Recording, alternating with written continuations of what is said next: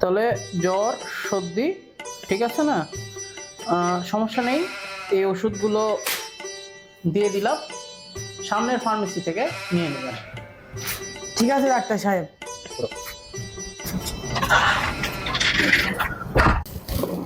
Compounder, পরবর্তী রোগী কে আছে তাকে ডাক দাও।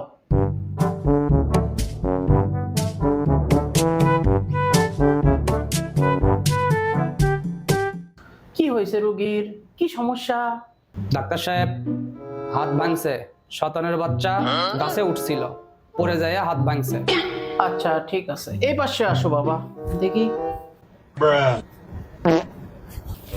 দেখি বাবা, এদিকে আসো, জোরে জোরে নিঃশ্বাস নাও তো।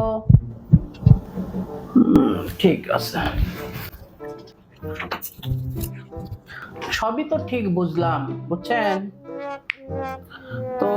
আমি এখানে আপনার কয়েকটা ওষুধ লিখে দিলাম কৃমির, ঠিক আছে না? সামনের ফার্মেসি থেকে কৃমির ওষুধগুলো আপনি নিয়ে নেবেন। ডাক্তার সাহেব, ওর ভাঙছে হাত, আপনি কৃমির ওষুধ দিলেন কে? কৃমি যদি না কামড়ালো নি তাহলে কি আর গাছের চললো নি? আগে ওর কৃমি মারা লাগবে, এই জন্য কৃমির ওষুধ দিছি। চি চি চিরে নুনি চি চি চি চিরে নুনি চিরে চিরে চি